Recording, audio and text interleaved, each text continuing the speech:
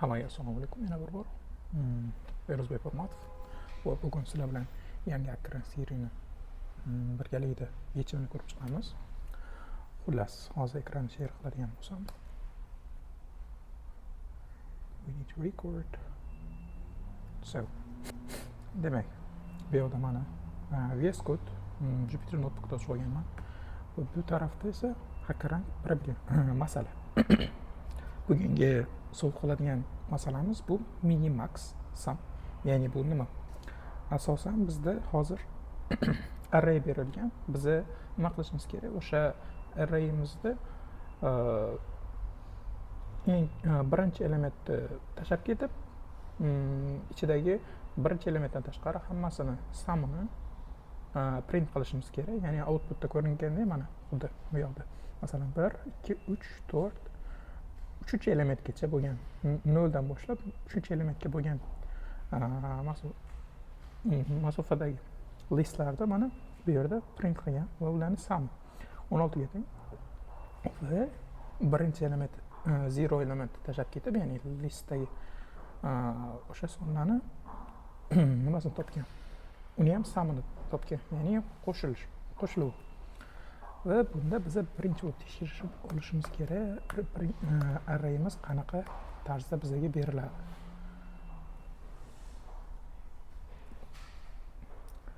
Hop, 1, 2, 3, 4, 5. Sorted out, ya'ni menimcha sort qilib o'tirishimiz shart. Bas biz shunchaki qiladigan narsamiz hozir bu yerda ikki xil turdagi xohlasak variable yaratib olamiz, xohlasak shuni f string ichiga qo'yib outputni print qilib olaveramiz. Bunda nima bo'ladi? Hozir shuni nima qiladigan bo'lsam,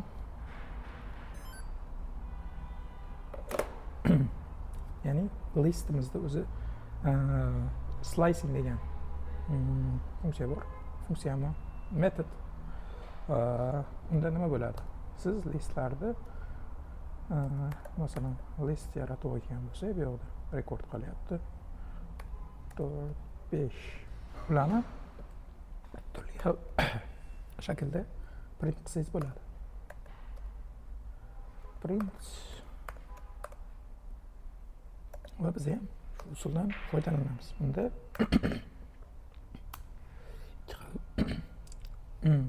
nima beriladi? Step beriladi.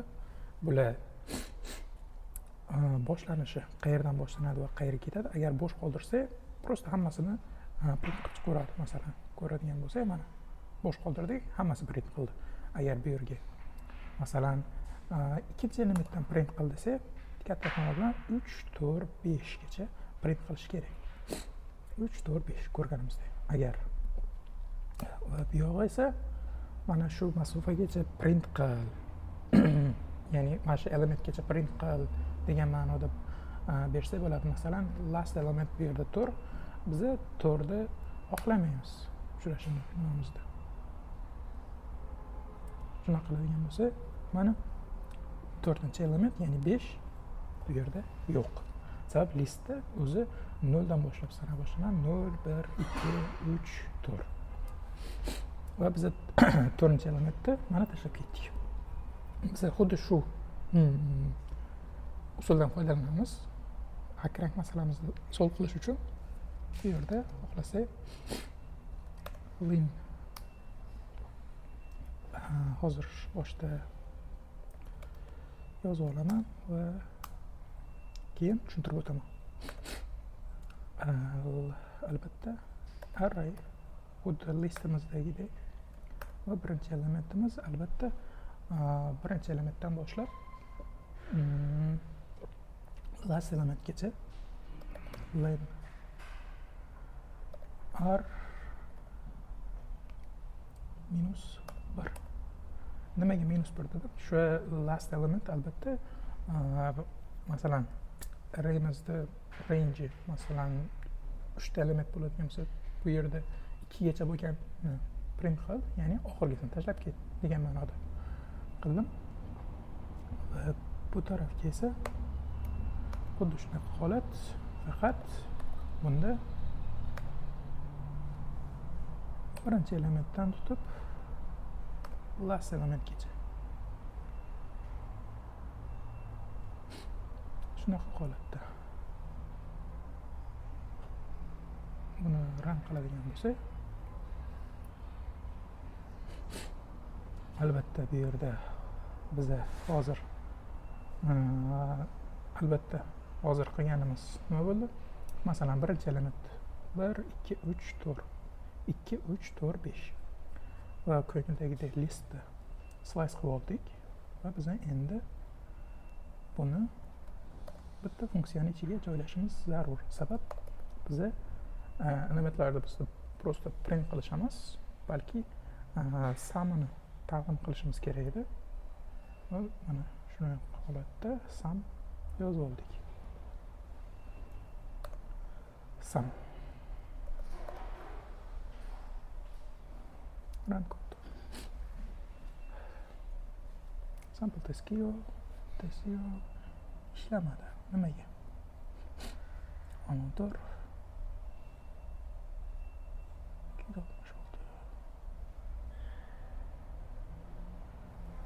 shunaqa holatda albatta nimamiz kerak ekan. Sort deb qo'ysak va albatta ishlaydi. Sabab bu yoqda nima bo'ldi? Boya men o'zi hamma arrayimiz sorted beriladi deb o'yladim. Adashgan ekanman va sort berilmagani uchun natijamiz boshqacha chiqib turuvdi. Test case 1 fail bo'lib turuvdi. Hozir bu yerda esa bu ishladi. Va buni submit qiladigan bo'lsak, va albatta hamma case'lar yopildi. Xullas, endi bizga buning uchun 10 point berildi. Va bu yerda qilgan ishim, bu yerda f-string bu string formatlash, ya'ni bu f stringni qo'yib ichkarisiga mana shu curly braces o'rtasida variable deb bersa bo'ladi. Shunday o'zini berib ketsa bo'ladi, bemalol ishlatsa bo'ladi shuni qilib. Va bu yerda hozir nima qildim? Birinchida arrayimizdagi elementlarni birinchi elementdan boshlab oxirgi elementgacha print qildim. Shunday menga o'sha listlarni berib dedim. Hozir oxirgi elementni tabiiyki tashlab ketadi, sabab bu yerda 0 elementdan 4-elementgacha. Bu yog'i agar shu yerga qo'yilsa, prosta tashlab ketiladi. Va keyingisiga qaraydigan bo'lsak, bu yoqda birinchi elementni tashlab ket va so'nggi elementgacha listimizni o'z ichiga olsin dedi. Va buni sum built-in list funksiyalarining ichiga joylashtirdim. Bu listimizdagi elementlarni prosta hammasini bir-biriga qo'shib natijasini bizga taqdim etadi. Va ko'rganimizdek bu yoqda mana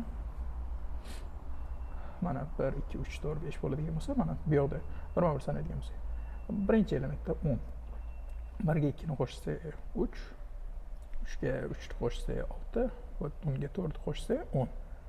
Va natijamiz 10.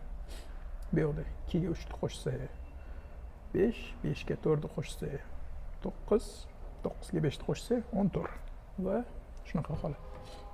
Va hozircha shular. Hammaga rahmat. Sizlar bilan Ferzbek bo'lmoqda bo'ldi.